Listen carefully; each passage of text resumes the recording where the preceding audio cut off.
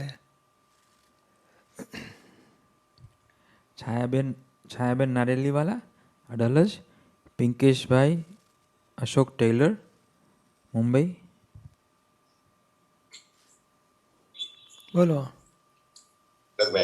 જય સચ્ચિદાનંદ પૂજ્યશ્રી. હા, જય સચ્ચિદાનંદ. બધાને જય સચ્ચિદાનંદ. એમ બધાને યાદી. નીરવભાઈ સેન્ટ્રલ વિઝિટ માટે નીકળ્યા ને તો એમની સાથે નીકળી છું. તો આજે પપ્પાને મળીશું. પપ્પા છે ને ભાઈ ભાભી છે. બરોબર. ભરૂચ. હા, બધાને જય સચ્ચિદાનંદ. જય સચ્ચિદાનંદ. પૂજ્યશ્રી, મારો પ્રશ્ન પહેલી આપતાવાણીને રિલેટેડ હતો. અહંકાર બહારથી આવે તેમ અંદરથી પણ આવે. અંતરાય. અહંકાર અંતરાય છે અને તેની સામે બરાબર તૈયાર થવું પડશે. અંતરાય બહારથી આવે, અંતરાય બહારથી આવે તેમ અંદરથી પણ આવે. અહંકાર, હા. અને અહંકાર અંતરાય તો રૂપ છે. એનું મને હતું કે આપણો ભરેલો માલ હોય તે બધું કરતાપણાનો અહંકાર, જાણપણાનો, વિશેષપણાનો, ઘણા બધા ટાઈપના અહંકાર તો છે જ, પણ એ અંદરના જ અહંકાર છે ને, એટલે ભરેલો માલ એ જ અંદરના અહંકાર ને. હા, એટલે અહંકાર બે છે. બહારના અંતરાય એટલે શું? તો ઘણા વખતે મારી ગાડી લેવાની ઈચ્છા છે અને હજુ 7 વર્ષ થઈ ગયા નથી મળતું. એના પપ્પાને મેં કીધું મને આ સોનાના હીરાના દાગી એક આપ લઈ આપો, 7 વર્ષથી નથી લાવી આપતા. એ બહારના અંતરાય. અને અંદરના અંતરાય પેલો અહંકાર. હું કંઈક છું, હું જાણું છું, હું કરું છું, હું આવડતવાળો છું. એટલે આત્મામાં રહેવાના અંતરાય પડે. આ જ ભરેલો માલ, અહંકાર રૂપી ભરેલો માલ નડે છે અનુભવની કક્ષા આવવા માટે. એ અંદરનો અંતર. એટલે કે છે ને, અહંકારની સામે બરોબર તૈયાર થઈ જાઓ. કંઈ પણ અહંકાર ઊભો થાય વિશેષતાનો, તો કે હું નથી આ, એમ કરીને જુદો રાખો, એને નિકાલ કરો, એના પક્ષમાં ના રહો, એનું પ્રોટેક્શન ના કરો.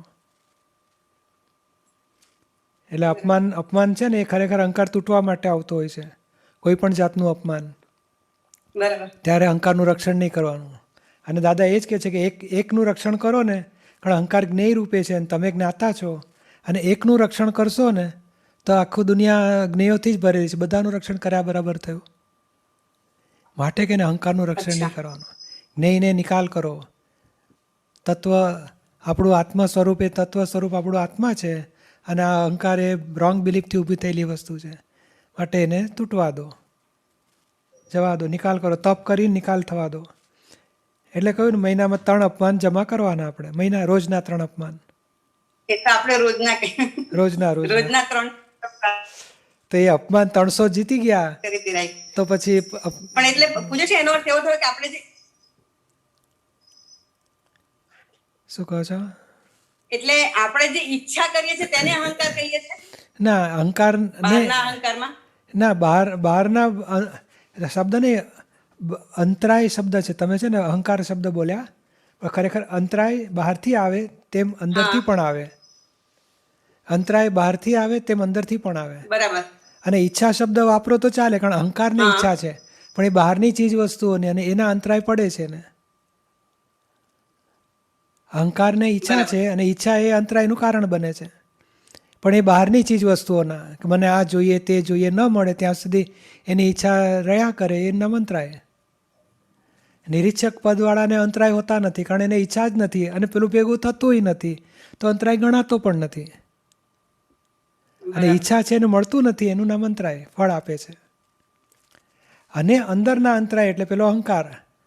આજે હું બાપ છું ને હું કહું એમ જ કરવું જોઈએ છોકરાએ, તો એ અહંકાર આવ્યો ને એટલે પેલો આત્મા પણ ખોયું એને. એ અંદરનો અંતરાય, એ અંદરના અંતરાય.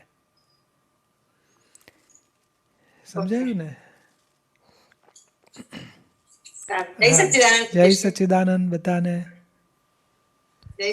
હા, જય સચ્ચિદાનંદ. ચાલો. પિંકેશ ટેલર બોમ્બે, હેમાબેન શાહ ન્યૂજર્સી. જય સચ્ચિદાનંદ. પિંકેશ ટેલર મુંબઈ. બોલો બોલો. જય સચ્ચિદાનંદ. પૂજ્યશ્રી, એ હમણાં વાત આવી ને, દાદા બાથરૂમમાં નાવા જાય છે ને ત્યાં ડ્રમ પણ ખાલી છે ઠંડુ પાણીનું, અને ગ્લાસ પણ નથી નાવા માટે. તો આપણી વાત થઈ કે આપણે એટલે દાદાએ એડજસ્ટમેન્ટ લીધું, તો આપણે રિક્વેસ્ટ કરીને અગર કોઈને કહીએ કે ગ્લાસ જરા પ્લીઝ અરેન્જ કરો ને જરા પાણી અરેન્જ કરો, તો એ એડજસ્ટમેન્ટ થયું કેવાય. હા, આપણા લેવલે ચાલે. કકડાટ ના કરો તો બહુ ડાયા માણસ કહેવાશે. નહીં તો વાઈફને ચીડાય જ, ભાન નહોતું પડતું, આટલું ગરમ પાણી ઠંડુ ના આપવું જોઈએ. એ કકડાટ ના કરો તો બહુ ડાયા માણસ તમે. પણ આ તો જ્ઞાનીની વાત છે ને. અને આપણે એક પાણીનું મૂકો ને, પાણી સિવાય કેટલી બાબતમાં આપણે ડખા કરતા હોય જુઓ. બરાબર. એ ડખા વગરનું જીવન હોવું જોઈએ. આ તો એક એડજસ્ટમેન્ટ બની ગયું અને એમણે દાખલો આપી દીધો. આવું બન્યું હતું એક દાડો એવું. બધા કે મોડું કેમ થયું, તો કે આજે આવી મુશ્કેલી પડી, પછી હવે એડજસ્ટ થઈ ગયો. પણ આપણી માટે શીખવા છે. આપણાને મોક્ષે જવું હોય તો એ લેવલનું એડજસ્ટમેન્ટ તો જોઈશે ને. એટલે આમાં કેવું છે કે જીવતાને દુઃખ ના થાય એટલું એડજસ્ટમેન્ટ કરો, બહુ થઈ ગયું. અને તે ખીલે બાંધેલી ગાય કે વાઈફ, છોકરા બધા ખીલે બાંધેલી ગાય, એને દુઃખ ના આપો, બહુ થઈ ગયું. અને આ એડજસ્ટમેન્ટમાં તમે વિનંતી કરો તોય ચાલે, પાછું ટોવેલ વીટીને બહાર આવો કે જરા પાણીનો પ્રોબ્લેમ છે, બીજી ઠંડી બાલડી આપો પાણીની, અથવા તે ખાલી બાલડી આપો, એમ કરીને ઠંડુ પાણી લઈને જાઓ, ચાલે ચાલે, એડજસ્ટમેન્ટ કરાય. પણ આ તો શું છે કે કેટલી નાની નાની બાબતો એવી બનતી હોય છે કે આપણે એડજસ્ટમેન્ટ લઈએ ને તો કોઈને ખબર ના પડે, દુઃખદાયી ના થાય વ્યવહાર આપણો, અને આપણે એડજસ્ટમેન્ટ લઈને સોલ્યુશન લાવી શકીએ. એટલે આવા ઘણા પ્રસંગો હોય છે, એમાં જે પોસિબલ હોય એટલું કરવું આપણે. અને પૂજ્યશ્રી, મહાવીર ભગવાનના પાછલા અવતારમાં જે સિંહનો જે અવતાર છે, જેમાં પછી નારદ મુનિ એમને બોધ આપે છે કે હિંસા બંધ કરી દો, અને પછી એ સમતા ભાવે, એટલે પછી બધા લોકો એની મસ્તી કરે છે એ સિંહની, અને મજાક મસ્તી, એટલે બચ્ચાઓ પણ પછી મસ્તી કરે, પછી એ સમતા ભાવે એનો દેહ ત્યાગ પછી થાય છે ધીમે ધીમે. અને પછી એવું જ એક એક્ઝામ્પલ ઓલું એક સર્પનો પણ છે જે બધાને ડસે છે, મારી નાખે છે, પછી નારદ મુનિ એમને પણ બોધ આપે છે કે, અને પછી એ નારદ મુનિ બોધ આપવા પછી એ સર્પ બધાને ડસવાનું બંધ કરે છે, અને એના સાથે પણ આવું જ થાય છે. અને પછી એ બહુ બીમાર થઈ જાય છે, પતલો થઈ જાય છે. પછી નારદ મુનિ એમને નેક્સ્ટ રાઉન્ડમાં જયારે પાસ થાય છે તો પૂછે છે આવું કેવું થઈ ગયું, તો એ કહે છે કે તમે કીધેલું ને કે કોઈને ડસવાનું નહીં, તો મારી હાલત આવી થઈ ગઈ, બધા પબ્લિક લોકોએ મારી હાલત આવી કરી દીધી. તો નારદ મુનિ એમને કહે છે કે મેં તને એટલે કડવા માટે ના પાડેલું, ફૂંફાડો મારવા માટે ના નહીં પાડેલું, એટલે તું અનર્થ થઈ. આ પણ એક મીન્સ આવું એડજસ્ટમેન્ટ કહેવાય કે નહીં, આપણે દાદાની વાત શીખો ને. નારદ મુનિએ પેલા એના જમાનામાં નાકને કીધું હશે, આપણે કંઈ ફૂફાડો, આપણે થોડા નાક છીએ ફૂફાડો મારવાની છૂટ રાખવા જેવી છે. આપણે તો શું છે, બહુ ત્યારે શું છે, સમજાવીને કામ લો, અને ડ્રામેટિક જરા બૂમ પાડવી પડે તો નાટકની જેમ બૂમ પાડે, પણ અંદર ખાને ડ્રામામાં કેવું, તમે મારી જિંદગી બગાડી પીંગળા દેવી, તે બે બાર પેસી અડધી ચા પીતા હોય થોડી વાર પછી. એટલે એ નાટકીય કહેવાય, એક દુઃખ જ ના. નાટકની બાબત, નાટકીય શબ્દમાં દુઃખ ના હોય, એવું નાટકીય બોલવાની દાદાએ છૂટ આપી છે. નહીં તો બને ત્યાં સુધી સમજાવીને કામ લો ને, શું મોટા આપણે ફરક પડે છે. એટલે ડિમાર્કેશન એટલે ખબર નથી પડતી, એટલે આપણે જયારે આપણને એવું લાગે છે કે નાટકીય થાય છે, પણ અંદર ક્યારેક અંદર દ્વેષ થઈ જાય છે એ ખબર જ નથી પડતી. એટલે કે ને કે આપણે પેલું ફૂફાડાની વાત છોડી દો અને કોઈને દુઃખ આપવાની વાત છોડી દો. આપણે સમજાવીને કામ લો, ના હોય તો તપ કરો. કારણ નથી ફાવે એવું આપણે આ ડ્રામેટિક. હજુ તો અહંકાર બુદ્ધિ પોતાનું ધાર્યું કરવું છે, સંસારી લાભ ઉઠાવવા છે, પોતાનું ધાર્યું ના થાય તો સામાન્ય ગુનેગાર જોઈએ છે. અને એ ત્યાં સુધી કે સામો નિર્દોષ દેખાય, પોતાની ભૂલ જડે, ત્યાર પછી ડ્રામેટિકનું બધું શરૂ થાય. ત્યાં સુધી સામો દોષિત દેખાતો હોય ત્યાં સુધી કંઈ અધિકાર નથી આવો વળવાનો કે ભૂલ કાઢવાનો. હા, જય સચ્ચિદાનંદ. હા, જય સચ્ચિદાનંદ બધાને. હિમાબેન શાહ, પરેશભાઈ પતિબંધા, વિસનગર. જય સચ્ચિદાનંદ પૂજ્યશ્રી. જય સચ્ચિદાનંદ. બોલો. હા, આપણે આપતવાણી એક પેજ નંબર 156 ઉપર અહીંયા આગળ એવું કહે છે દાદાજી કે હિતાહિતનું ભાન ઉત્પન્ન થાય, આ તો જોઈને વિપરીત શીખેલા, પોતાનું તો કાઢીને ક્યારેય વાપર્યું નથી. હા, પોતાનું તો ક્યારેય વાપર્યું જ નથી, ઉછીનું જ લાવ્યો છે, ઉધાર લઈ આવ્યો ને મજા કરે છે, ને પછી ચૂકવણી આવે ત્યારે દુઃખી થાય છે. પોતાનું સુખ, પોતાની સમજણ બોલો વાપરી જ નથી. આમ તું વોટ આપવું હોય ને તોય કોને પૂછે તું કોને આપ્યો તો, હું એને આપીશ કે છે. અને આ જેકેટ લેવું હોય તો તે ક્યાંથી લીધું, આ દુકાનમાંથી સારું છે ને, તો કે હા બરાબર, ચાલો આપણો ઓર્ડર કરી દે. આવું બધું પોતાની સમજણ પૂર્વક ચાલવું છે કે મારી શક્તિ કેટલી છે, મારી યથાશક્તિ હું ચાલું એ પ્રમાણે રાખવાનું. કોઈક મજબૂત માણસ હોય એ દોડતો હોય ને આપણે એની પાછળ દોડવા જઈએ થાકી જઈએ. એટલે આપણે કે મારી કેપેસિટી પ્રમાણે હું ચાલીશ, મારી કેપેસિટી પ્રમાણે હું ઉપવાસ કરીશ, મારી કેપેસિટી પ્રમાણે ખાઈશ, મારી રીતે હું ભણીશ, મારી રીતે એટલે શું, સ્વચ્છંદની રીતે નહીં પણ મારી યથાશક્તિ. યથાશક્તિ. હા, અને લોકોનું જોઈ જોઈને કરવું હોય તો જ્ઞાનીને જુઓ. દાદા કહે છે અમારું જુઓ ને તો હિતકારી થશે, બાકી લોકો તો પોતે દેહાધ્યાસમાં છે ને એને ઉદય કર્મ પ્રમાણે નાચે છે, એનું કોપી કરવાનો શું અર્થ છે કે છે.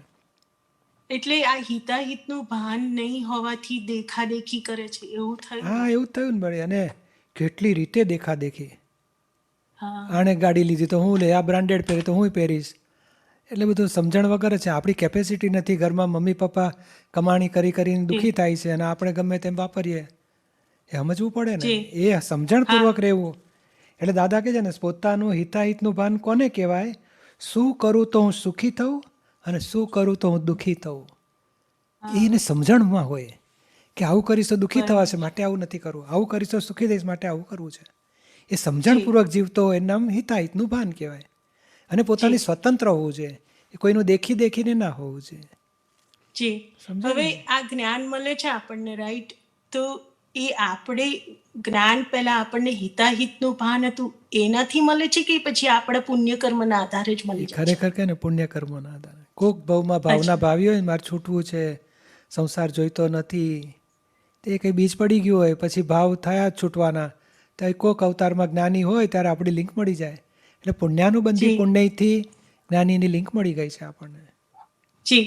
હવે આગળ એક બીજો ક્વેશ્ચન આવું મેં સાંભળેલું કે પહેલા જ્યારે ક્રમિકમાં કે હિતાહિતનું ભાન હોય ને તો શુભ નિકાચિત કર્મ બંધાય છે. હવે આપણે જ્ઞાન થયું તો આપણે ફાઇલ એકને એવું ઘણીવાર દેખાય છે કે અશુભમાંથી શુભમાં થઈ જતું હોય છે જ્યારે આપણે આ નવકલ્મો કરીએ છીએ, પ્રતિક્રમણ કરીએ છીએ કે પણ તો એ બરાબર છે?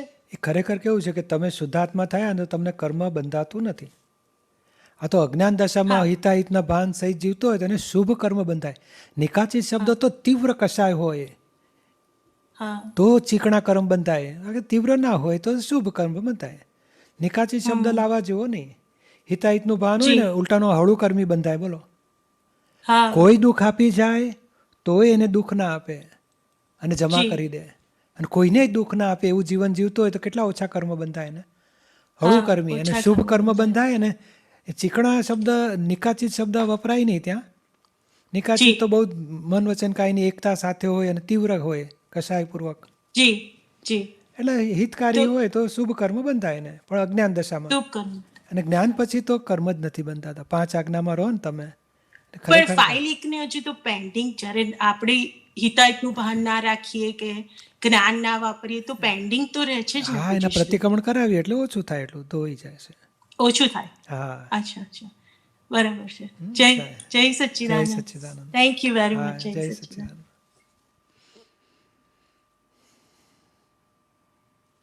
પરેશ પાટીબંધન. પરેશભાઈ વિસનગર. પરેશભાઈ વિસનગર. રૂકમણીબેન કુમારી રાંચી. હા, જય સચ્ચિદાનંદ પૂજ્યશ્રી. હા, જય સચ્ચિદાનંદ. બોલો. જય સચ્ચિદાનંદ. First, I would like to share my experience. Lot of awareness has come in this lockdown actually, and thankful to you, Pujyashree. હવે આપણે ધ્યેય વિરોધની ફાઇલો છે એને how to deal with them. ધ્યેય વિરોધની એટલે ધ્યેય વિરુદ્ધ આપણો ધ્યેય છે, આપણો ગોલ છે મોક્ષનો, બરાબર છે. હવે એની અંદર કેટલીક હમણાં 2 દિવસ ઉપર એવી ફાઇલ આવી હતી જે અણગમતી હતી અને આપણો જે ગોલ છે ભટકાવે એવી હતી. મારો ખાસ મિત્ર હતો, બરાબર છે. હવે they are not with our goal actually. હવે એ લોકો કેવી રીતે આમાં કેવું છે કે બધા થોડા મોક્ષના ધ્યેયવાળા ભેગા થશે. સંસારમાં તો બધું એને ગમે ત્યાં જવું હોય. આપણી માટે ફાઇલ છે, આપણે સંભાવે નિકાલ કરો છે. એની અથડામણમાં આપણે આવવું નથી, આપણે એની જોડે અથડાવવું નથી, અને એ અથડાય તો આપણે ક્ષમતા ભાવે પૂરું કરવું છે. એટલે એની પર દ્વેષ રાખવાનો કોઈ અધિકાર જ નથી. ઉલટાનો એ દ્વેષ રાખો છો એ જ તમે એની સાથે હિસાબમાં બંધાવ છો. હા, એટલે ઘણી વાર કેવું થાય છે કે આપણે એવા દ્વેષ થઈ જતા હોય છે, બહુ ચીકણી ફાઇલ હોય તો હવે એ કેવી how to deal with that? હા તો કંઈ નહીં, શુદ્ધાત્મા જુઓ, ફાઇલ છે એને એની માટેના અભિપ્રાય કાઢી નાખો કે આ ચીકણી છે ને નકામી છે ને ખરાબ છે ને આવી ધ્યેયની વિરુદ્ધ ચલાવે. આપણે શું કામ એની સાથે હિસાબમાં આવ્યા છીએ? તો કે આપણે જે એક નોકરી હોય કે ધંધો હોય કે કામકાજ હોય, વ્યવહાર હોય, વહીવટ હોય, એ હિસાબ પૂરો કરીને છૂટાય. એની પ્રકૃતિ એને ભારે, આપણે એની સાથે બહુ મતલબ નથી. આપણે તો આપણી ફાઇલ કામ પૂરતું એનો નિકાલ કરીને છૂટી જાઓ એની સાથે. એટલે આપણે એવો દ્વેષ તો બિલકુલ નહીં રાખવો. એટલે હા, at a time દ્વેષ ના નીકળી નથી રખાય. શકાતું. દ્વેષ એને એને રાગે નહીં, સંભાવે નિકાલ. અચ્છા, બરાબર છે. હા, બરાબર. ચાલો, જય સચિદાનંદ. હા, જય સચ્ચિદાનંદ. જય સચિદાનંદ. रुक्मणी कुमारी सुंदर देवी लोढ़ा अजमेर। हाँ, जय सच्चिदानंद, सभी को जय सच्चिदानंद। तो जिससे वो प्रश्न था पेज नंबर 74 आप्तवाणी 1 से, इंद्रिय सुख की डाली छोड़ दी और अति इंद्रिय सुख हाथ नहीं लगा, इसके बीच में लटके इंद्रिय सुख में, इसमें दादा क्या कहना चाह रहे हैं? यानी ये जो गृहस्थी लोग है इंद्रिय सुख में पड़े हैं और ज्ञानी अतीन्द्रिय सुख में पड़े हैं, खुद के आनंद में रहते हैं, आत्मा के आनंद में। संसारी लोग 5 इंद्रिय के सुख में और पैसा, 5 इंद्रिय के सुख हो, विषय विकार में।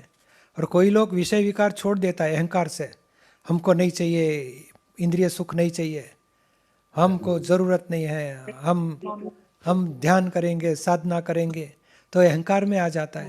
आत्मा प्राप्त हुआ नहीं और इंद्रिय सुख छोड़ दिया तो निरिंद्रिय सुख यानी अहंकार का सुख, हम कुछ है, हम जो बाबा लोग नहीं बबूती लगाते हैं और जंगल में बैठ के साधना करते हैं और अहंकार के, तो वो उनकी भावना है आत्मा प्राप्त कर, मगर अहंकार में आ गया, अहंकार के स्टेशन पे खड़ा हो गया, बस आगे का बाकी रह गया और उसको लगता है इंद्रिय सुख छोड़ दिया, हम तो आत्मा है, देह नहीं है, हम आत्मा है, मगर अहंकार में बैठा है। आत्मज्ञान होने के बाद किसी के प्रति राग द्वेष खत्म हो जाते हैं, वितराग हो जाता है, तो देहाध्यास छूटा नहीं है। और देह इंद्रिय सुख क्या है कि मोह के सुख, 5 विषय के सुख अहंकार से छोड़ सकता है, पर अहंकार को ज्ञान से छूटेगा, आत्मज्ञान से, और वहाँ आत्मज्ञान नहीं प्राप्त हुआ तो अहंकार में रुक गया है और वो निरिंद्रिय सुख बोला जाता है। हम कुछ है, हम दिन में एक ही बार फ्रूट खाता है, बाकी कुछ नहीं खाता है, उठा के लेके जाओ, दूध नहीं चाहिए, अहंकार करता है, बस ये नहीं खाता है, ये करता है, ये नहीं करता है, हम 24 घंटा ध्यान में बैठता है, तो हम कुछ करता है मगर इंद्रिय सुख छोड़ दिया, मगर अहंकार के सुख में बैठा है, उसको निरिंद्रिय सुख बोलता है। समझ में आया ना? और आगे की बात है अतीन्द्रिय सुख, वो ज्ञानियों को रहता है, आत्मा का अनुभव दशा में। जय सच्चिदानंद, जय सच्चिदानंद। एक सवाल और पूछ सकते हैं क्या? एक सवाल और पूछना था। अगर फाइल 2 को कुछ भी पता न हो और फाइल 1 सत्संग देखते हो, तो फाइल 2 सत्संग में न देखते हो, तो क्या उनके अंदर भगवान से प्रार्थना करने से परिवर्तन हो सकता है? हाँ, प्रार्थना करो, जरूर फर्क पड़ेगा। नहीं देखते सत्संग वगैरह, कुछ भी देखते नहीं है, फिर कोई बात नहीं, हम एडजस्टमेंट करेंगे। और बाकी के जो सत्संग के सिवाय का टाइम है, घर में अच्छी तरह प्रेम से रहो, एक दूसरे के दोष न देखो, एक दूसरे को दुख न दो, उनको फाइल 2 को समाधान मिले, शांति मिले, ऐसे जीवन जियो, तो उनको पॉजिटिव होएगा कि शांति लगती है अभी पहले के व्यवहार से। पहले तो हमारा क्लेश होता था, वो सब छूट जाना चाहिए। तो फिर उसको भगवान की कृपा से बहुत शांति है, बस, तो फिर अच्छा है। बराबर धीरे धीरे भावना करो, सत्संग में आए, अंतराय टूटे, ज्ञान पाए, भावना रखने की, बाकी वो आग्रह मत करो अभी। हाँ, जय सच्चिदानंद, जय सच्चिदानंद, सभी को जय सच्चिदानंद। दर्शन हो गया साक्षात भगवान के हाँ, दर्शन। जय सच्चिदानंद। सुंदर देवी लोढ़ा डॉक्टर गीता शाह। जय सच्चिदानंद, पूज्य हाँ, श्री जय सच्चिदानंद, जय सच्चिदानंद। सच्चिदानंद। हाँ, जय सच्चिदानंद, बोलिए। मेरा प्रश्न है आप्तवाणी फर्स्ट में पेज नंबर 173 193 विषय की विषय की आराधना का फल विषय ही मिलता है, ग्रहण की आराधना का फल त्याग मिलता है, और त्याग की आराधना का फल ग्रहण मिलता है। त्याग का प्रतिपक्षी ग्रहण है, इसको आप समझाइए। यानी जो त्याग करता है, त्यागे सो आगे अपने में कहा जाता है। तो ये देह, ये मनुष्यपणा में त्याग करता है, वाइफ नहीं चाहिए, ब्रह्मचर्य पालन करूंगा, अज्ञान दशा है, आत्मा की प्राप्ति हुई नहीं, तो ऐसे त्याग करने से फायदा मिलता है उसको। देवगति में जाएगा तो देवियाँ मिलेगी उसको और भौतिक सुख मिलेंगे। उसने भौतिक सुख छोड़ा तो अनेक गुना भौतिक सुख मिलेगा। तो त्याग का फल ग्रहण होएगा, और ग्रहण किया है तो उसका फल त्याग आएगा। बहुत ग्रहण करते रहता है तो फिर कंटाला आएगा, अभी कुछ नहीं चाहिए, इसे जंजाल से छूटना है। तो ये ग्रहण करते करते लास्ट में बाद में त्याग वाला उदय आएगा दूसरे अवतार में। तो ग्रहण और त्याग दोनों संसार ही है। आत्मा ग्रहण करने का, संसारी चीज को ग्रहण करना और उसको छोड़ना, दोनों से आगे जाना। अहंकार का त्याग करना है, अहंकार ममता का त्याग करना है, और आत्म स्वरूप का ग्रहण करना है, तो संसार के ग्रहण और त्याग की झंझट छूटेगी। बाकी ये जो त्याग करते हैं चीज वस्तु का, व्यक्तियों का, घर का, पैसे का, तो अनेक गुणा दूसरे भाव में मिलेगा उसको। तो ये जो 14 नियम चितारने की कहते हैं, तो वो करना चाहिए कि नहीं करना चाहिए? क्या 14 नियम ये क्रमिक मार्ग में बरोबर है। जिसको क्रमिक मार्ग में चढ़ना है वो धीरे धीरे पुण्य की कमाई करेगा। हमें 5 आज्ञा पालन करनी है, और ये नियम अहंकार ममता का त्याग हो गया, आत्म स्वरूप ग्रहण हो गया ज्ञान विधि के बाद। अभी ग्रहण और त्याग की झंझट छूट गई, कोई नियम, कोई तपस्या, कोई ज़रूरत नहीं रहेगी। अभी 5 आज्ञा वही धर्म, 5 आज्ञा वही तप, उससे मोक्ष मार्ग हमारा पूरा होके ही रहेगा। तो 5 आज्ञा में जैसे मैं वो हूँ, क्या नाम, शुद्ध आत्मा हूँ। शुद्ध आत्मा हूँ। 5 आज्ञा में, हाँ। 5 आज्ञा में जैसे मैं शुद्ध आत्मा हूँ, बरोबर और है। दूसरा है कि व्यवस्थित है। हाँ, ये सुंदर देवी व्यवस्थित के अधीन है। मैं शुद्ध आत्मा, मैं अकर्ता, ज्ञाता, दृष्टा, और फाइल। ये फर्स्ट है। मैं शुद्ध आत्मा हूँ, ये फर्स्ट है। ये फर्स्ट नहीं, सेकंड। मैं रिलेटिव में सुंदर देवी, रियल में मैं शुद्ध आत्मा। ये पहली आज्ञा। पहली 2 आज्ञा हो गई। रिलेटिव व्यू पॉइंट से सुंदर देवी, रियल व्यू पॉइंट से शुद्ध आत्मा। जी। और हाँ, और तीसरा थोड़ा, व्यवस्थित। और आप तो पुत्री से थोड़ी बात कर लेना, आपको थोड़ा समझा देंगे 5 आज्ञा की बातें। हाँ, अब एक वो जो दादा ने लिखा है कि प्रतिक्रमण करते हैं तो विधि जैसे भूल गए और पहले विधि नहीं करी, तो जैसे प्रातः विधि करते हैं एक, तो फिर दिन को जैसे और सामायिक थोड़ा प्रतिक्रमण करो। आप तो पुत्री से बात कर लेना, डिटेल में बात करो, थोड़ा पूछ लेना उनसे। ये लोग सहायता तो केंद्र करते हैं, तो आराम से पूछो डिटेल में, एक एक प्रश्न लिख के कि इतना इतना मैं कैसे व्यवहार सेटिंग करूँ ताकि आत्मा की जागृति में रह सके, प्रतिक्रमण दोष का कर सकूँ, सब समझाएंगे आपको। हाँ, उनसे कैसे कांटेक्ट करें? हाँ, ये सहायता वाले को बात करना, ये जिसके साथ आपका टीवी का कनेक्शन किया, जूम का, उनको ही बता देना, वो लोग कनेक्ट कर देंगे आपको। हाँ, ईमेल और में। एक ये जो आपने बताया था 14 आत्मवाणी में, इसका तो थोड़ा आप ही बताओ कि शरीर में जो पीड़ा आ जाए, जैसे दांत दुख रहा है तो उसमें लीन हो जाता है, तो ये इसको क्या कहेंगे? इसको आराम से डॉक्टर के पास जाने का, दवाई कराने की। मैं भी करा लेता हूँ, जरा दुखावा हो गया करा लेता हूँ। नहीं, आप इसमें मान माया लोभ कपट तो बताया ना आपने 14 आत्मवाणी में। हाँ, बरोबर है, मगर ये देह के कष्ट ज़्यादा करने की ज़रूरत नहीं है। हो सके तो डॉक्टर की सलाह लो और सॉल्यूशन निकालो, और हो सके तो सुंदर देवी के दांत दुखते हैं, शरीर को दुख होता है, मैं तो शुद्ध आत्मा हूँ, जुदापन रखने का। फाइल 1 को होता है मैं शुद्ध आत्मा हूँ, ऐसे ज्ञान की चाबी वापरने की। इसको मान माया लोभ से समझना नहीं है इसको। क्रोध मान माया, कोई अपमान करे तभी रक्षण नहीं करने का, कोई गलती निकाले तो कोई आर्ग्यूमेंट नहीं करने की, मैं सच्ची हूँ तुम गलत हो, तो क्रोध मान माया लोभ सब, कपट मोह सब घुस जाएगा। फाइल नंबर 1 बड़बड़ करती रहती है।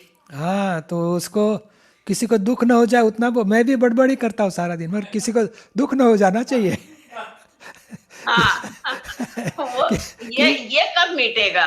नहीं, किस कषाय रहित बातचीत बोलते रहो, आग्रह बिना, अभिप्राय बिना, अपेक्षा बिना बात करते रहो, आक्षेप बिना बात करते रहो।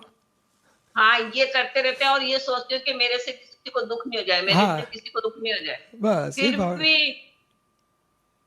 फिर भी वो हो जाता हाँ, है तो थोड़ा। प्रतिक्रमण, सुंदर देवी के पास प्रतिक्रमण कराने का।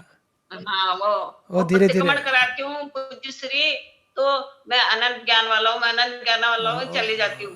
और जब वो करती हूँ तो इधर प्रतिक्रमण में दोस्त दिख जाते, तो प्रतिक्रमण में आ जाती हूँ, तो इसमें कोई गड़बड़ नहीं है। नहीं चलेगा, अभी चलने दो, उम्र हो गई है। थोड़ा थोड़ा मिर्ची के बदले हल्दर भी डाल देते कभी दाल में, चलेगा। ये भी समझते कि अभी उम्र हो गई, ऐसे ही खाने पीने तो मिलता है, चलने दो। जय सच्चिदानंद। जय आप पधारे, बहुत खुशी हुई। जय सच्चिदानंद, जय सच्चिदानंद, जय सच्चिदानंद। ડૉક્ટર ગીતા શાહ અડાલજ, મનાલી રાવલ અડાલજ. જય સચ્ચિદાનંદ પૂજ્ય શ્રી. બોલો. Aptavani 1 page number 156. પોતાના હિતાહિતનું ભાન વધતું જાય તેની વાણી અંશ વિતરાગી કહેવાય ને લોકો વાદી પ્રતિવાદી બેઉ કબૂલે. તો આ હિતાહિતનું ભાન અને વાણીને શું સંબંધ છે તે જાણું છું. એટલે આ જ હિતાહિતનું ભાનવાળો કહેવાય ને, હું કઈ રીતે હું સુખી થઉં અને કોઈને દુઃખ ના આપું, એવી રીતે રહી શકું. તો એની એટલી બધી સમજણ ઊંચી આવી હોય તો કોઈને કહેશે ભાઈ આવી રીતે રહો ને, એકબીજાને દુઃખ ના થાય, એકબીજાને ભૂલ ના કાઢો, એકબીજાને દોષ ના જુઓ, તો એને હિત થાય ને. તો એ વાણી પેલા બેઉ કબૂલ કરે. સાસુને કીધું હોય ને, બેન આપણી ભૂલ જોવાની, વહુને દુઃખ નહીં આપવાનું. વહુને કોઈ બેન આપણી ભૂલ જુઓ, કેમ સાસુને દુઃખ અપાય, આપણે પ્રેમથી રહો ઘરમાં, તો બેઉને લાગે કે ના સારી વાત છે. તો બોલો બેઉને ગમે, વાદીને પ્રતિવાદીને બેઉને ગમે, કારણ હિતની વાત કરીશ, બેઉના હિતની વાત થાય છે. એટલે બહુ સમજણવાળો, ડાપણવાળો હોય, એટલું બધું એનું ડેવલપમેન્ટ હોય કે કેવી રીતે પોતે દુઃખી ના થાય એને આવડી ગયું હોય જીવન જીવતા, તો બીજાને સમજણ આપે તો એને દુઃખોમાંથી સોલ્યુશન લાવવાની સમજણ મળી જાય. એટલે પણ આ અંશ વિતરાગી વાણી કહેવાય. એટલે હા, અંશ વિતરાગી જ કહેવાય ને. અંશ એટલે શું કે ભાઈ વાદીને પ્રતિવાદીને બેઉ ઝઘડતા હોય ને આપણી વાત બેઉ માને પાછા, એનું નામ અંશ વિતરાગી કહેવાય. અને આપણે જવા દો ને, કોઈને સમજણ પાડવાની છોડો, આપણે જાતે કોઈ પરિસ્થિતિ દુઃખદાયી ના થાય ને એટલું એડજસ્ટમેન્ટ લેતા આવડે તો ધન્ય ધન્ય થઈ ગયા આપણે, આપણી જાત. આટલું તો આવડે કે ના આવડે આપણે? કોઈ પરિસ્થિતિમાં કોઈ દોષિત ના દેખાવો જોઈએ. ગમે તેવું આક્ષેપ આપે, દુઃખ આપે, તો દોષિત ના દેખાવો જોઈએ કે નહીં મારો હિસાબ છે, ચાલો જમા કરો. દાદા કહે છે ને, અક્કલવાળો કોનું નામ કહેવાય?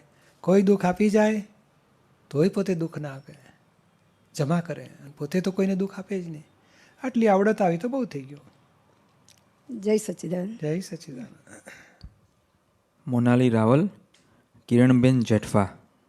સચ્ચિદાનંદ પૂજ્યશ્રી, મારી પ્રકૃતિ છે ને બહુ કંજુસાઈવાળી છે. તો મને બધા કહે પણ ખરા કે તું બહુ કંજૂસ છે, પણ મેં મારી પ્રકૃતિને જોઈને તો મને એવું લાગે કે કંજુસાઈ મને પોતાની માટે જ છે. બીજાને કંઈ આપવું હોય, કંઈ દાન કરવું હોય તો એમાં બુદ્ધિ વચ્ચે ના આવે, પણ મારે મારા માટે કંઈક કરવું હોય ને તો મને તરત જ એમ થાય કે ખોટો ખર્ચો થઈ જશે ને નથી લેવું ને. પછી ઘરે પણ મમ્મી કાંઈ એમ કહે ને કે ચા પીવા માટે કહે ને તો હું ના પાડી દઉં. મને એમ થાય કે ખોટું દૂધ વપરાઈ જશે, કાલે એક કપ વધશે તો કામ લાગશે એમ. એટલે કાલે બગડી ગયો એ દૂધ. ઘણા તો શું કરે કે સારું ફ્રૂટ છે ને તો કે રહેવા દો, જરા બગડેલું ખાઈ લઉં, તો બીજે દાડે સારું બગડી જાય પાછું. હા, હું બીજે એવું દાડે જ સારું કરું. બગડેલું ખાઈ લે, એ ત્રીજે દાડે કે ના સારું રહેવા દો, બગડેલું ખાઈ લઉં, ત્રીજે દાડે સારું બગડી ગયું હોય. એમ કરતાં કરતાં ભાઈને ભાગે બગડેલું આવે, અને બગડેલામાં અડધો ભાગ કાપીને ફેંકી દેવો પડે.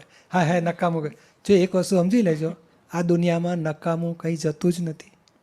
કારણ આપણે સડેલું ફેંકી દઈએ છીએ ને તો કેટલાય મકોડા અને કીડીઓ ખુશ થઈ જાય કે ઓ જમણ આવ્યું, ચાલો ચાલો. એ આખું ફેમિલી 300 જણા સાથે સહકુટુંબ જમવા આવે બધા, એટલે કાંઈ નકામું જવાનું નથી. દાદા કે આપણી ખાંડ ઢોળાઈ ગઈ તો ચિંતા કરશો જ નહીં, બધી કીડીઓ ખુશ થઈ જશે, કઈ જશે. એટલે આ બગાડ તો કંઈ દુનિયામાં થતો જ નથી. આપણી જે વસ્તુ પડી ગઈ, નકામી ગઈ એવું લાગે તો કોકને માટે કામની હોય. પણ એ લોકો મારા માટે આરામથી કંઈ જમતા હોય છે. મારા માટે કંઈ લેવું કરવું એ મમ્મી કહે ને કે આ લે તે લે, કે અથવા ગ્રુપમાં કોઈ આપણે બેનપણી હોય આપણા સહાધ્ય હોય તો ક્યાંય જતા હોય ફરવા કે જમવા, તો હું જાઉં નહીં. મને એમ થાય કે એવું ખાવામાં શું ખોટો ખર્ચો કરવાનો, હું ના કરું ખર્ચો તો એમ. એ થોડું થોડું હવે તમારે પ્રકૃતિની ટેવ તોડવી હોય ને તો આપણે જાતે તો ના જઈએ હોટલમાં જમવા, પણ કોક કહે ને ચાલ ને થોડુંક જે ફાવે ખાજે ને, તો પછી જવું આપણે. અને પૈસા હું આપીશ કેવું, કારણ પારકાનું તો આપણે ફાવે છે. તમારે 7 જણાના પૈસા હું આપીશ, એટલે આપણે 2 ફાયદા થઈ ગયા. થોડું ખાધું એટલે પ્રકૃતિ તૂટી, અને પેલી તો પ્રકૃતિ ફાવે છે બીજાને હેલ્પ કરવાની. એટલે આમ ધીમે ધીમે ઘસરકો પાડ્યા કરવાનું પ્રકૃતિને. એક દિવસમાં ના તૂટે પણ ધીમે ધીમે થાય. ઘણા શું કરે બોલો, રીંગણા લાવે ને ડીટીયાનું શાક રીંગણા ફેંકી દે. હવે શું એવું કરવું? નથી કરતી. ના ના, આપણે એવાય કરે છે. આપણે જો આ રીંગણા શું કર્યા તો ફેંક્યા, તો ત્યાં જઈને શું કરતા હોય તો જીવડા ખાતા હોય. ઉકરડે બહુ જીવડા ખાય, કુકડા ખાય, કૂતરા ખાય, ગાયો ખાઈ જાય, બધું બહુ ખાનારા હોય છે. એટલે જરાય ચિંતા કરવા જેવું નથી. મારી થોડી હતી પ્રકૃતિ બગડે છે પછી તપાસ કર્યું તો કે આ તો કોઈ બગડતું જ નથી, કારણ કોકને દાન થયું કહેવાય છે. આપણી ફેંકેલી વસ્તુ કોક ખાતું હોય જ નિરાતે, એટલે કંઈ બગડવાનું નથી. એટલે નિરાતે જજો. હોટલવાળાને ફાયદો થોડું કરી તો આપો. તમે કહો છો ને મારી ભાવના છે બધાનું હેલ્પ કરતો, હોટલવાળાને થોડો ફાયદો. મોંઘા કપડાં લેવા પડે તો પેલા ટેલરને ફાયદો અને કપડાની દુકાનવાળાને ફાયદો. આપણે કરાવો ફાયદો લોકો. પણ મારો આમ જીવ ના ચાલે, મને એમ જીવને ના થાય ચાલવા દો, આપણે ચાલવું થોડું. કારણ શું છે કે આ આપણે છે ને એક ફૂલ લઈને ફૂલની પાંખડી ત્યાંથી શરૂ કરવું. એટલે એક તોડશું ને એટલે બીજી પાછું પડ તૂટશે, ત્રીજું પડ તૂટશે. કારણ આ તોડ્યા વગર છૂટકો જ નથી. અને કાંઈ જોડે બોલો ઘણું બધું બચાવેલું, તમે તપાસ કરો મેં આટલું બધું વાપર્યું ને તો બચ્યું શું ઘરમાં? મમ્મી કશું બચ્યું જ નથી, બધું ગયું. તો પછી વાપર્યું હોત તોય ફરક પડત નહીં, ને ના વાપર્યું તોય ફરક ના પડ્યો. તો શેના માટે આ કરીએ છીએ? શું જોડે બાંધી લઈ જવાનું છે?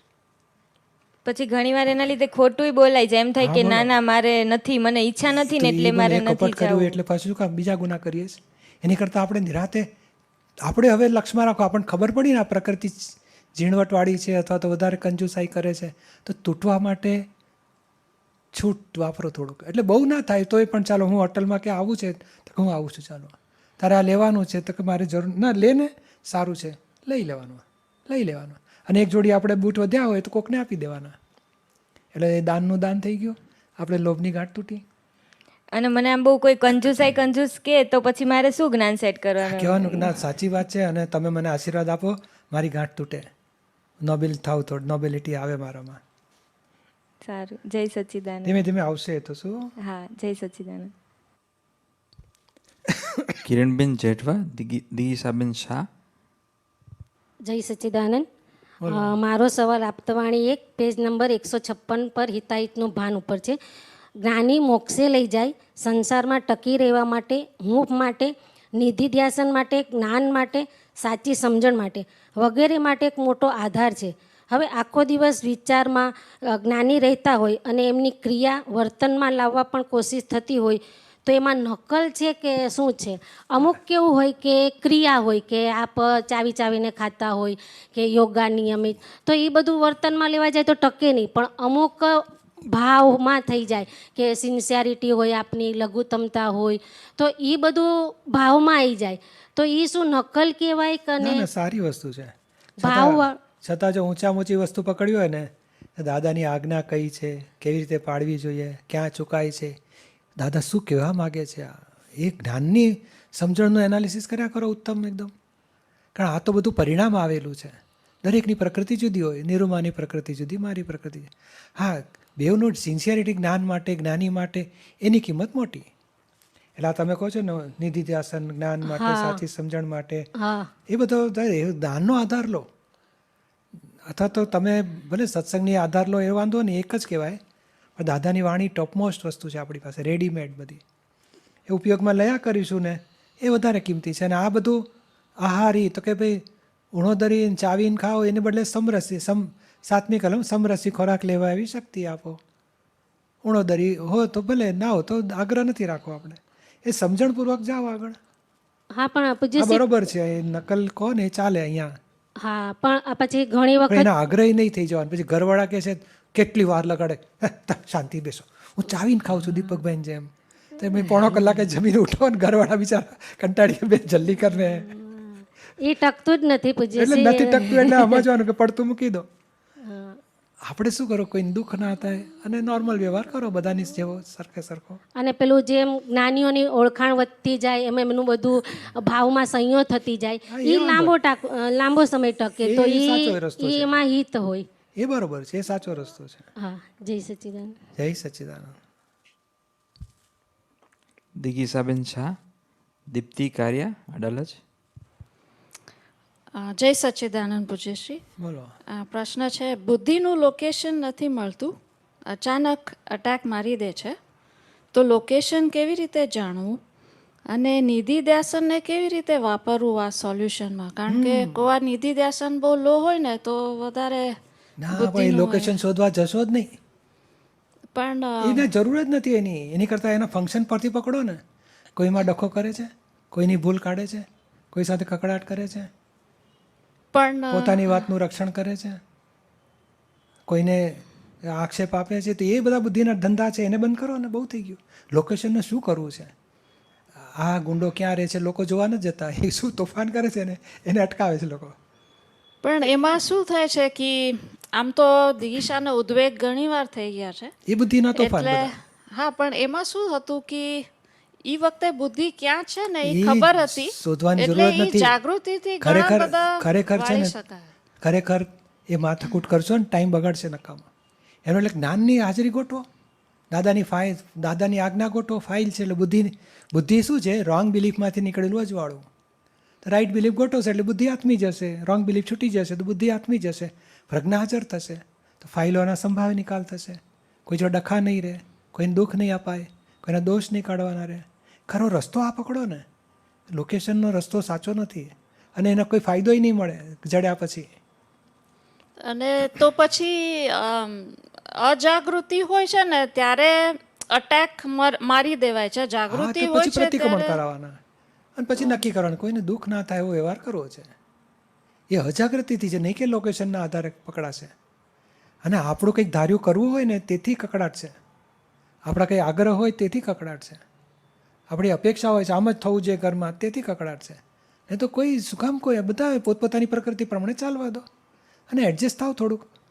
કોઈને ના એમની હસબન્ડને અમુક ફાવતું હોય ને આપણને ના ફાવતું, આપણે એડજસ્ટ થઈ ગયા એટલે આપણે દુઃખ મટી ગયું, કકડાટ મટી ગયો.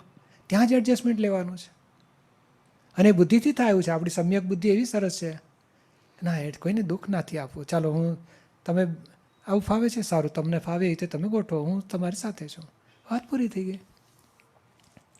સમજાયું ને? ધીમે ધીમે બુદ્ધિ જે નફો નુકસાન ખરાબ સારું મારું તારું કરાવે ને ત્યાં એડજસ્ટ થયા કરવાનું કે ના દાદા કહે છે આપણે કોઈને દુઃખ ના થાય વ્યવહાર કરવો છે, સરસ પ્રેમથી રહીએ એકબીજા સાથે. એટલે એમ કરતાં કરતાં આપણી બુદ્ધિ ટાળી પડતી જશે. જય સચિન. જય સચ્ચિદાનંદ. દીપ્તિબેન કારિયા, હરિભાઈ પટોરિયા, અડાલજ. જય સચ્ચિદાનંદ પૂજ્યશ્રી. બોલો.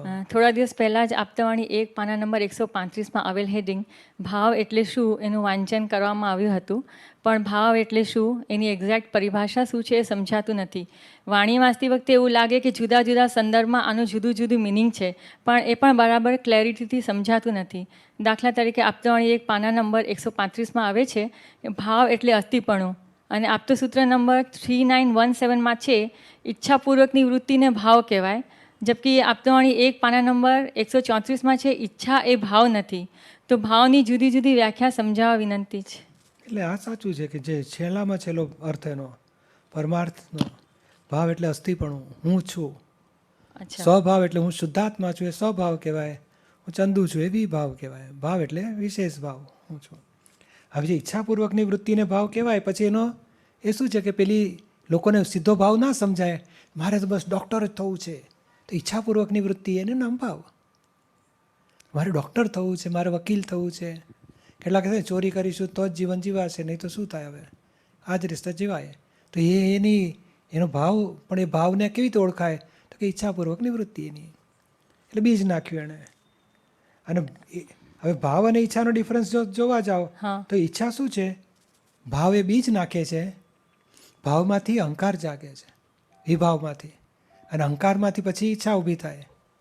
એટલે ઈચ્છા શું છે તો કે ભાવ એ બીજ છે અને ઈચ્છા એ પરિણામ છે. અચ્છા. અને ઈચ્છાપૂર્વકની વૃત્તિ એટલે શું છે, એને કેવી રીતે ડિફાઇન કરવું, તો કે મારે આમ જ કરવું છે, એમ સ્ટ્રોંગલી થયું એને, પણ હું આ છું એ ભાવ જ થયો. મારે વકીલાત કરવી છે એ ભાવ જ થયો, વકીલ થઈને બસ લોકોની સેવા કરવી એ ભાવ જ થયો એનો. ભાવ એટલે હું છું, અસ્તિત્વ. પણ હું છું એ ફર્સ્ટ લેવલનું છે. પછી હું શું થવા માગું, તો કે ડૉક્ટર થવા માગું છું, એ બીજા લેવલનું આવ્યું. પણ હું છું જ આગળ વધ્યું એ, એટલે ભાવ જ આગળ વધ્યો, પણ વિભાવ કહેવાય. એટલે પોતાનો આરોપણ વકીલમાં બસ, કરે છે બસ એવી એ ભાવ. એ રીતે સમજવું. એ રીતે સમજવું. અચ્છા. અને બીજું શું, ભાવ બીજી રીતે બી ઘણી વાર વાણીમાં આવે છે, તે વિતરાગ ભાવ, રાગદ્વેષ ભાવ. તો એમાં છે ને કશાય ભાવ, એ તો અલગ અલગ ભાવનો યુઝ થાય છે ને એ શબ્દનો. એટલે કશાયના સ્વરૂપને કશાયવાળો ભાવ કહેવાય. એ શું છે, આ કશાયો હોય ને એને જ કશાય ભાવ કીધા, અને વિતરાગ ભાવ એટલે વિતરાગ. તો એમાં અસ્થિપણું કેવી રીતે? એટલે પછી હું ક્રોધી છું એ કશાય ભાવમાં હું છું, બરોબર છે. અને પેલું વિતરાગ ભાવમાં હું છું, વિતરાગ ભાવ. એટલે ઇન શોર્ટ રિલેટિવમાં ક્યાંય બી પોતાના અસ્તિત્વનું આરોપણ સ્થાપન કરવું એ વિભાવ, અને સ્વભાવમાં હું શુદ્ધાત્મા છું એ સ્વભાવ થયું, એ સ્વભાવ થયું.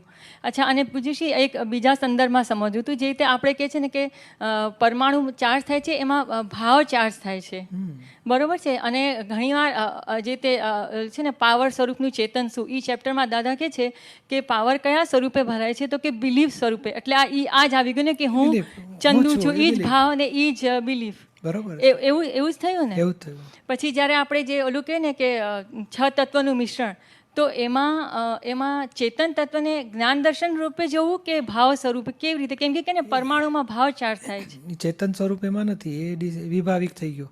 સ્વાભાવિક એટલે શુદ્ધાત્મા, અનંત જ્ઞાનવાળો, અનંત દર્શનવાળો, જ્ઞાતા દ્રષ્ટા, એ શુદ્ધાત્મા. પણ એ 6 તત્વનું મિશ્રણ કહેવાય છે ને પૂતગલ. મિશ્રણમાં તો વિભાવિક હોય ને. અચ્છા, વિભાવિક ચેતન.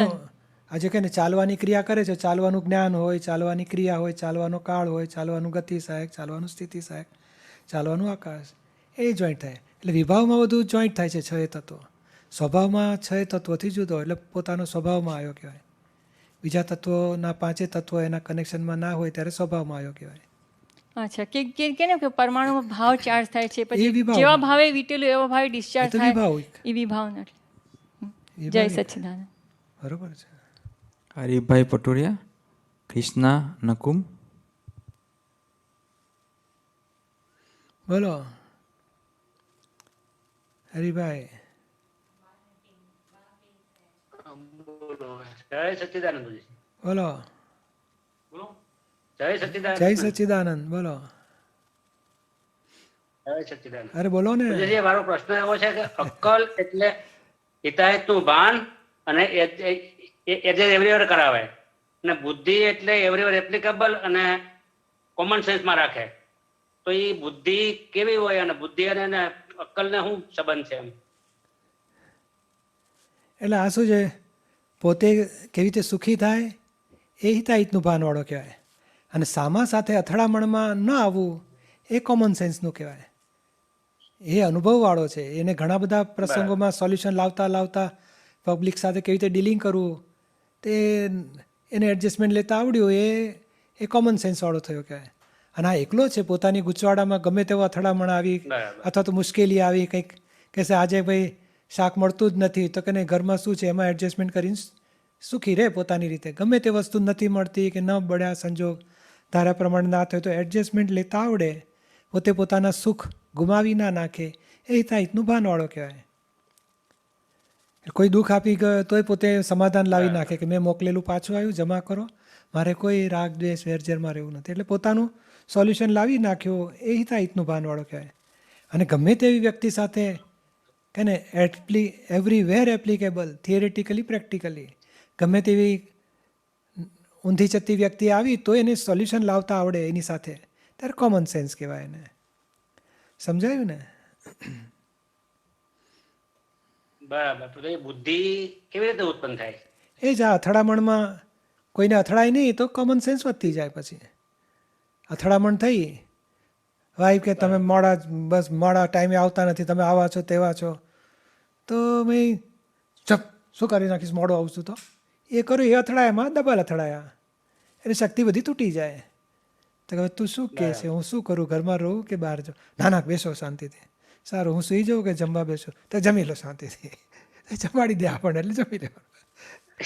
એ કોમન સેન્સ વાળો હોય. અથડાયો નહીં, પ્રેમથી વાળી લીધું, આવડી ગયું એમને. તમારે તો એવું થાય નહીં, આ તો કોકને થાય એની વાત ચાલે છે.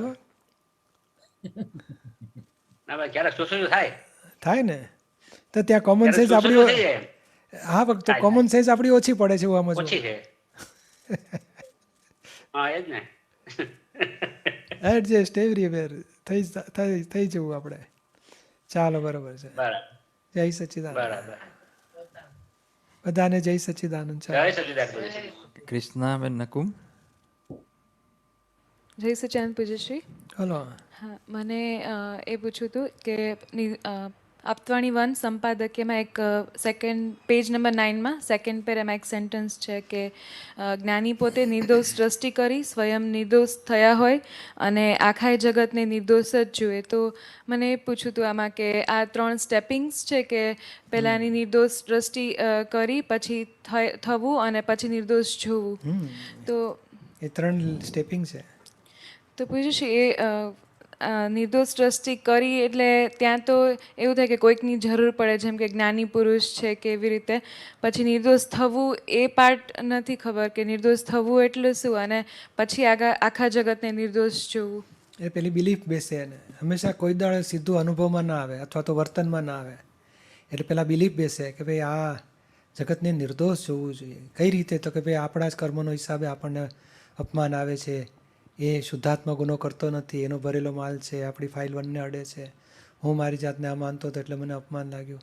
તે બધું તો પેલી દ્રષ્ટિ બદલાય કે ના આ દોષિત બીજાને જોઉં છું એ ખોટું છે. એટલે પેલી બિલીફ બદલાય. પછી બિલીફ બદલાય પછી જે અનુભવ આવે એટલે નિર્દોષ દ્રષ્ટિ કરી ક્યારે? હજુ તો આપણે એક્ઝેક્ટલી જોઈએ ને તો આ તો અથડામણ નહીં, પણ એની બિફોર શું હોય છે તો કે હું શુદ્ધાત્મા છું, પ્રતીતિ બેસે છે. ત્યારથી નિર્દોષ દ્રષ્ટિ શરૂ થાય છે કે હું તો શુદ્ધાત્મા છું. અવસ્થાઓ બધી વિનાશી છે, રિલેટિવ સારું ખરાબ બધું રિલેટિવ છે, વિનાશી છે, અને હું શુદ્ધાત્મા છું, અવિનાશી છું.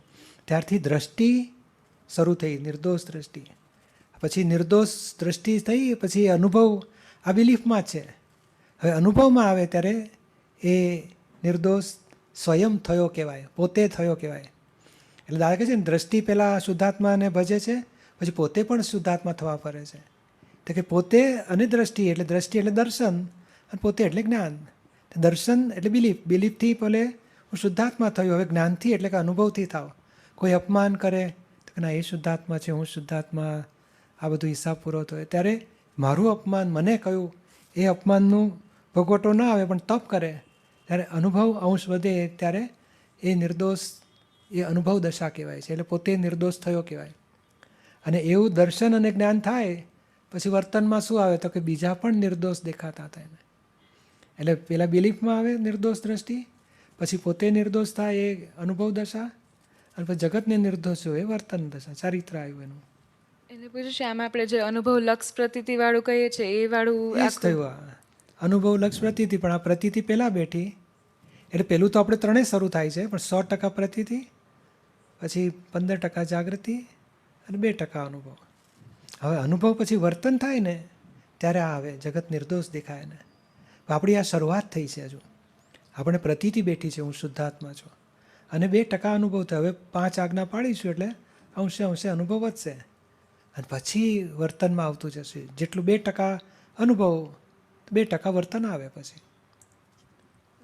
પછી એના અનુસંધાનમાં છે ને પેજ 39 પર છે નિર્દોષ દ્રષ્ટિ ટોપિકમાં કે જે આખી આચાર્ય મહારાજની જે મહાવીર ભગવાન જોડે આખું કન્વર્ઝેશન છે ને એમાં મહાવીર ભગવાન એવું કહે છે કે અમને આજથી 3જા અવતાર પૂર્વે જ્ઞાની પુરુષના અમે શિષ્ય થયેલા ત્યારે તેમણે અમારી દ્રષ્ટિ નિર્દોષ કરી આપી.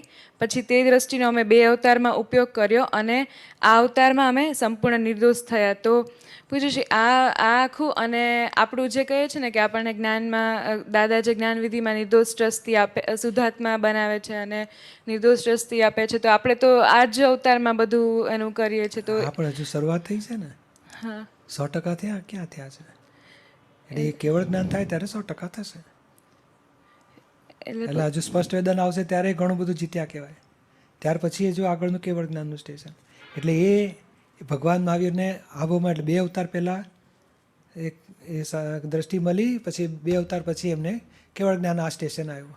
આપણને પણ આ ભાવમાં મળ્યું છે તો 1 અવતાર, ઓછામાં ઓછો 1 અવતાર, નહીં તો 2-3 અવતાર, પણ કેવળ જ્ઞાનનું સ્ટેશન આવશે આપણને.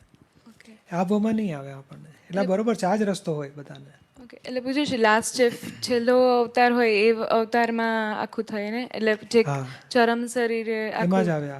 અત્યારે ના આવે. અત્યારે તો શું છે, આપણે હજુ શરૂઆત છે. હજુ તો આ બધા ડિસ્ચાર્જ, ક્રોધ, માન, માયા, લોભ, રાગ, દ્વેષ નિકાલ કરવો પડશે. બધો અહંકાર, બુદ્ધિ બધું ખાલી કરવા પડશે. એ કરતાં કરતાં આગળ. પણ આ દ્રષ્ટિ મળી ગઈ એમાં 100%. આ 2% પોતે અનુભવે થયો છે, એ સાચી વાત છે. હવે વધતું જશે ધીમે ધીમે. અને અમુક અંશે નિર્દોષ 2% નિર્દોષ દેખાવાનું ચાલુ એ થયું. કોઈ ભૂલ કાઢે, કોઈ અપમાન કરે તો ભલે ને 10માંથી 2-4 વખત તો જીતીએ છીએ આપણે, 2-5 વખત ચૂકી જાય, પાછું ગોઠવીએ છીએ. કરતાં કરતાં જગત નિર્દોષની શરૂઆત થઈ. આપણી પ્રતીતિમાં તો આવી કે જગત નિર્દોષ છે, દાદાએ કહ્યું છે એટલે સાચી વાત છે. એટલે આ સારા, પણ આ સ્ટેપિંગ ખબર પડી આપણને કે આ પહેલી દ્રષ્ટિ બદલો, પછી અનુભવમાં આવો, પછી વર્તનામાં આવશે. અને પૂછ્યું છે એમાં આપણને ઓલું હેલ્પ કરે, આપણે જે કહે છે નિર્દોષના પુરાવાઓ તમે સ્ટડી કરો પછી. હા, બહુ હેલ્પ કરશે. એટલે એ કેવું છે કે પેલું એ વિગત મળે છે, કારણ આપણી બુદ્ધિ પાસે પુરાવા છે કઈ રીતે દોષિત છે સામો. હવે તૂટે કેવી રીતે? તો કે આપણી પાસે જ્ઞાનના પુરાવા હોય કેવી રીતે નિર્દોષ છે. અને આ દ્રષ્ટિ બદલાયા પછી જે પુરાવા ભેગા થાય, જેની બિલીફ બેસે ને એનું જ્ઞાન ભેગું થતું જાય. એવો કુદરતી નિયમ છે. તો આ રીત હું નિર્દોષ જગત છે એવી બિલીફ બેઠી, કઈ રીતે નિર્દોષ છે એનું જ્ઞાન ભેગું થતું જાય. અને એમાં સહાય છે પેલા નિજદોષ દર્શનથી નિર્દોષ, કેવી રીતે નિર્દોષના પુરાવા ગોઠવો એટલે હેલ્પિંગ થાય આપણને. જય સચિદાનંદ. જય સચિદાનંદ. છાયાબેન નારેલીવાલા, સેકન્ડ ક્વેશ્ચન તમારો. અને આ દ્રષ્ટિ બદલાયા પછી પુરાવા ભેગા થાય. હા બોલો. જય સચ્ચિદાનંદ પૂજ્યશ્રી. બોલો. એક બીજો પ્રશ્ન એ હતો કે વ્યવહારનો પ્રશ્ન છે આમ તો, કે નોર્મલી એમ કોઈ પણ 2 બહેનો મળતા હોઈએ ને અમે, તો એવું થતું હોય કે કઈ પણ વાત થાય ને તો તેમાં એકબીજાના દોષ જોવા, બીજાના ત્રીજી વ્યક્તિના દોષ જોવાની વાળી વાત વધારે નીકળી જતી હોય. જો સેવામાં સાથે હોય ને તો સેવા રિલેટેડ થતી હોય, કે ફેમિલી રિલેટેડ હોય તો ફેમિલી રિલેટેડ હોય. પણ અધરવાઇઝ નહીં તો એવું થાય કે કોઈક પણ કારણથી બીજાની કંઈક વાત નીકળતી હોય તો એમાં મને એ સમજવું હતું કે આપણે એ વસ્તુ સાંભળીએ કોઈકની તેમાં અને આપણાથી બોલાય એમાં શું દોષ બંધાય છે. અને આ દાદાને નીરુમાને ના જ ગમે, એ ખબર જ છે, 8મી કલમમાં ના જ પાડે છે, પણ એમાં મને થોડા જોખમ થોડા વધારે વિગતવાર સમજવા આપવું જશે. આજે કોઈને એ તરત ધોઈ નાખવું જોઈએ પ્રતિક્રમણ કરીને, કે જ્યારે ખબર પડે કે આ વ્યક્તિ માટે આવી વાતો થઈ હતી તે અડધો કલાક બેસીને પ્રતિક્રમણ કરીને ધોઈ નાખવું છે. હવે દાદાને તો બોલો એમના અમારા હીરાબા, અમારી વાઈફ, અમારા ભાભી ને અમારા ભાઈ ને, તોય બોલો કે છે આખી રાત અમારે પ્રતિક્રમણ કરવા પડશે. આખી રાત તમે તો સૂઈ જશો ઓઢવાનું ઓઢીને, મારે આખી રાત ધોવું પડશે આ બોલ્યો તે બદલ. હવે એ તો સારું જ બોલેલા, કે ખરાબ બોલ્યા જ નહોતા. અને આપણે તો નેગેટિવ બોલીએ છીએ, એટલે બોલો કોઈને નેગેટિવ બોલો ને એ પોતાના આત્મા ઉપર આવરણ લાવનારું છે. અને એ વ્યક્તિ જોડે એક દિવાલ ઊભી થઈ જશે, ભેદ પડી જશે. એને એ વ્યક્તિને આપણી પર પ્રેમ નહીં આવે, અને એ વ્યક્તિ જ્યારે ભેગી થશે ને તો એને આપણી માટે એમ થયા કરે કે આમની સાથે જવા દો ને, મને મજા નથી આવતી. બોલો ભેદ પડી ગયો આપણી સાથે એને. એટલે આ આવરણ એક લાવનારું છે, અને આવરણથી પછી એ જુદાઈ પડી જાય. અને બીજું શું છે, આજે કહે ને કોઈના દોષની જ તમે કોઈ દાડો બોલો ને, દાદા જો કહેશે અમારા ભાભી આમ, પણ કહેશે એટલું ચારિત્રના શુદ્ધિ, એટલા જબરજસ્ત પવિત્ર કે આખી જિંદગીમાં અમારે એક બૂમ આવી નથી એમના તરફની. તો 5 પોઝિટિવ જોડે 5-7 જોડે પોઝિટિવ બોલી નાખે. તે એક કહે કે અમારો હિસાબ હતો પણ એમનો દોષ નહોતો, તે પોતાની ભૂલ પાછી બતાડે. એટલે બોલો ક્યાંય એમને ગુનેગાર દેખતાય નથી ને કોઈને કહેવામાં એવા શબ્દો નીકળતા નથી એમને. તો વાળી લે જતા. એટલે આપણે આ જાગૃતિ રાખો, શરૂ કરો. એ ત્રીજી વ્યક્તિને એક તો હાજર ના હોય ને એ વ્યક્તિની વાતો ના કરવી જોઈએ ફર્સ્ટ. કદાચ કરી નાખી તો પોઝિટિવ બોલો, અને કદાચ એક નેગેટિવ બોલ્યા તો 4-5 પોઝિટિવ બોલી નાખવાનો. ના પહેલાં કરતાં એમનો આગ્રહ ઘણો ઓછો થઈ ગયો છે. હવે તો ખૂબ જ એડજસ્ટેબલ થઈ ગયા છે, બધાને ખૂબ જ હેલ્પ કરે છે, સ્વભાવ જ બહુ સેવાભાવી છે એમનો. એટલે પેલી છેદ ઉડી ગયો આખો. બરાબર. પૂજ્ય એવું કરવું છે, પણ જ્યારે ભેગા થાય ને કોઈ પણ 2 વ્યક્તિ ભેગી થાય ને તો સેવા હોય તો બહુ મસ્ત સેવાની જ વાતો થતી હોય, પણ કોઈ પણ ટોપિક નીકળીને મારા ઘરે આમ, મારા ઘરે એવું કંઈક ને કંઈક વાતો નીકળે બધાની, અને પછી આપણે સાંભળવાની આવતી હોય ક્યારેક, અને ક્યારેક પછી એમાં થોડી તાપસી પુરાઈ જાય એમ, તો એ પછી બહુ દુઃખ થાય કે આમાં નથી આ બધામાં પડવું એમ થાય. પણ તો બી પૂછવું, તમારા હસબન્ડ બીજી હેલ્પે કરતા હશે ને, ભલા સ્વભાવનો તો હશે ને. હા, એનો પહેલેથી સ્વભાવ બહુ સારો, લ્યો એને પોઝિટિવ પાર્ટે ચડાવો તો ત્યાં ગાડી દોડવા માંડે. આમના ક્યાં ઠેકાણા છે? નેગેટિવમાં આપણે ચડાવીએ તો નેગેટિવ ચડી જાય, અને પોઝિટિવના ચડાવો ને એના કંઈક સારા ગુણ તો હશે. તમારા જેવાને આવા સરસ મળ્યા, એ તમે કેવા ભાગ્યશાળી.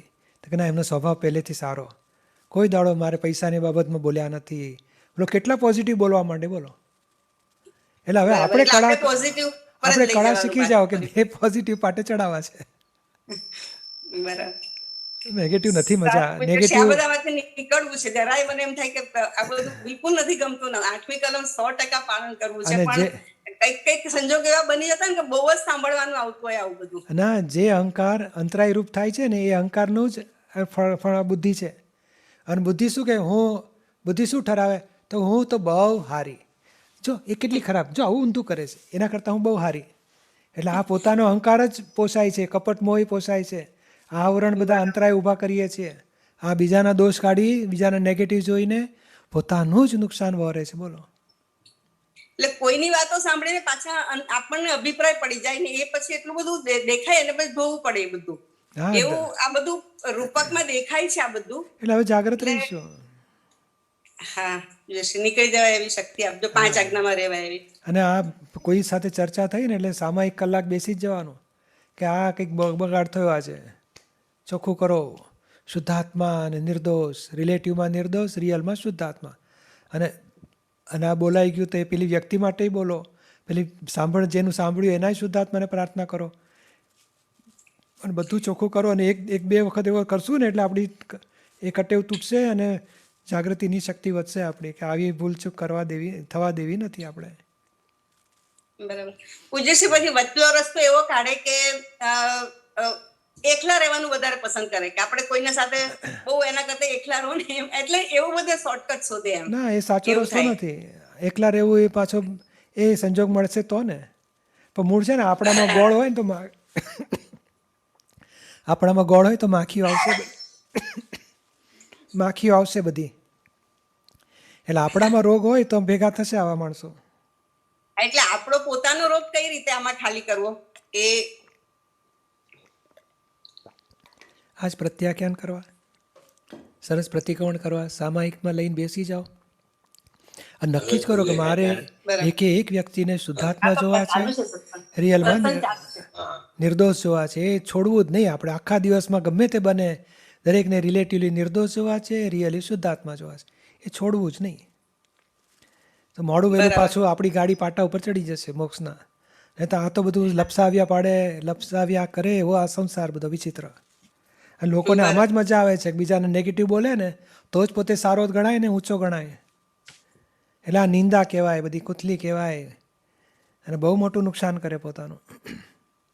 પૂજ્યશ્રી કરવું તો છે જ નહીં, પણ ખબર નહીં, એટલે આ બધું જે થાય છે ને, જે સંજોગ ઉભા થાય ને, એમાંથી પણ નીકળવું છે. અને શક્તિ આપજો કે પુરુષાર્થ થઈ શકે. એટલે આ જાગૃતિ રાખીશું. બરોબર છે. ચાલો સામાયિકની વાત લઈએ.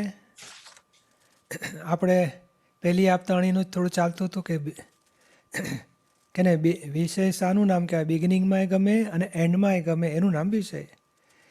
જે બાબતમાં તું તન્મય આકાર થાવ છે ત્યાં જ વિષય. એટલે આજે જલેબી ખાધી એ ગુનો નથી, પણ ભાઈ તન્મય આકાર થાય, મજા આવી ગઈ, ફરી મળે તો સારું. એટલે બિગિનિંગમાં ગમે ને એન્ડમાં ગમે, એટલે એ પાછું પેન્ડિંગ રહે છે. એન્ડમાં ગમ્યું એટલે હજુ પેન્ડિંગ રહ્યું. એટલે આપણે શું કરવા માગીએ છીએ? ભાઈ જલેબી દેખે એટલે ખુશ થઈ જાય, જલેબી ને ગાંઠિયા ને મરચાં, મજા આવશે. હા ભાઈ મજા આવશે, થોડું નોર્માલિટી રાખજો, ઓણદરી રાખજો. આપણે ઘંટ વગાડો અંદર, પછી ભાઈ ખાય છે ખરો. ખાધા પછી કે મજા આવી, ક્યાંથી મંગાવી હતી, ફરી મંગાવજો. તોય આપણે કહીએ ભાઈ શું કામ આવો ભાવ બગાડો છો, ચલો આમાં કાંઈ ખાસ મજા આવી નહીં. એટલે એન્ડમાં આપણે ભાગાકાર કરી નાખો.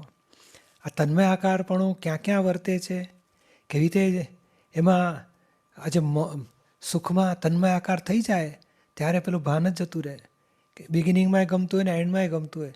ત્યાં આપણે તપ કરવું છે કે આમાં શું સુખ આવ્યું, આ તો ટક્યું જ નહીં, જતું રહ્યું. પાછું જો એકલી જલેબી 3-4 ખાય ને તો પાછી કંટાળે, એટલે પેલા ગાંઠિયા વચ્ચે ખાય તો બીજી જલેબી ખાવાની મજા આવે, પાછા વચ્ચે મરચાં ખાય તો ગાંઠિયાને સારું લાગે. તો કે આ એકલું ગળબડ પણ હોય ને તો સુખ જ જતું રહેશે. તો બીજું કેમ જોઈએ? તો કે ખરેખર પેલું સુખ નહોતું. તો કે આ સુખ, એવા સંસારના સુખો બધા જે બાબતમાં લઈએ છીએ એ પાછું બધા અંતે દુઃખદાયી છે. માટે આ સુખને ઈચ્છાઓ કરવા જેવી નથી અને અત્યંત તન્મયાકાર થઈને ભોગવવા જેવું નથી. એટલે ક્યાં ક્યાં આ તન્મયાકાર થવાય છે જુઓ, અને ક્યાં ક્યાં હજુ ઈચ્છાઓ થઈ ગઈ છે કે હજુ વધારે મળે તો સારું. એ ભાગને આપણે પ્રત્યાખ્યાન કરીએ. હા, વ્યવહારને ડિસ્ટર્બ કરતા નથી. હસબન્ડ વાઈફ હોય કે ઘરની વ્યક્તિઓ સાથે કોઈ આપણે વ્યવહાર તોડતા નથી. આપણી અંદરના અભિપ્રાયો ફેરવીએ છીએ કે જ્યાં આપણે સુખની માન્યતા હતી, ફરી મળે તો વધારે મજા આવશે, ફરી મળે તો વધારે મજા આવશે. 5 ઇન્દ્રિયના સુખો, તેમાં હવે આપણે જાગૃત રહીએ કે આ સુખ, આ તો એક પરમાણુનો હિસાબ દેહ સાથે પૂરો થાય છે. ખરેખર સુખ નામની વસ્તુ છે જ નહીં. જલેબીમાં સુખ હોતું જ નથી. જલેબી આપણે જાણીએ છીએ, બોલો 4 જાતની જલેબી હોય ને કે આ કેસરવાળી છે, આ ઘીની છે, આ તેલની છે, આ ચાસણીમાં આ ગોળની ચાસણીવાળી છે, આ ખાંડની ચાસણી. તો આપણે શું કરીએ છીએ? ચાખીએ છીએ, આ કેવી લાગે છે, આ કેવી લાગે છે, કેસરવાળી ને ખાંડવાળી સારી લાગી, ઘીવાળી. તો આપણે જાણીએ છીએ, જાણવામાં સુખ છે, ખાવામાં સુખ નથી. અને 5-6 જલેબી ખાઈ ચાખીને પેટમાં આફરો ચડે પાછો, તે સુખ નહોતું. સુખ તો જાણપણામાં શું છે, જ્ઞાનનું ફળ સુખ છે. ત્યારે આપણે આ સુખ માની બેઠા છે કે આ ઇન્દ્રિયોના આધારે સુખ આવે એ સાચું સુખ. તો કે ના, એ ખરેખર સુખ નથી. એક વખત જાણી લીધું પછી એ તારણ કાઢવાનું કે ખરેખર આમાં સુખ હતું જ નહીં, આ ઇફેક્ટ છે. કોઝિસની ઇફેક્ટ આપીને જાય છે પરમાણુ. સુખ તો જ્ઞાતા દ્રષ્ટાનું ફળ સુખ, એ પોતાનું સ્વરૂપમાં સુખ છે, એમાં નથી 5 ઇન્દ્રિયના એમાં.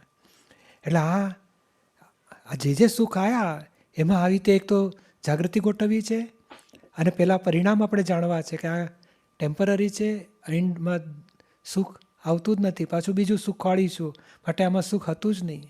જો હોત ને તો બીજું સુખ ખોળવાની જરૂર જ ના પડત. જલેબી ખાધા પછી ગાંઠિયા કેમ ખોળ્યા? તો કે સુખ નહોતું. પછી ચા પીએ, ગાંઠિયા મરચા બાજુ મૂકીને પછી ચા પીએ. એકલી જલેબી ખાધા પછી ચા પીએ તો ફીકી લાગે. એટલે આ સુખ જ નથી. આ જીભની ઇફેક્ટ છે બધી, સુખ જ નથી. એટલે આવી રીતે આપણે ક્યાં ક્યાં તન્મયાકાર થવાય છે, ક્યાં ક્યાં સુખની માન્યતા અભિપ્રાયો પડ્યા છે, એન્ડમાં એને ભાગાકાર કરનાર. આપણે ચીજ વસ્તુને છોડી દેવી નથી, ખસેડતાય નથી, સંભાવે નિકાલ કરીએ છીએ, પણ આપણી જાગૃતિ રાખીએ છીએ. આમાં સાચું સુખ નથી. સાચું સુખ શુદ્ધાત્મામાં છે. એટલે એવી રીતે જ્ઞાને કરીને, ગોઠવણી કરીને સોલ્યુશન લાવીએ.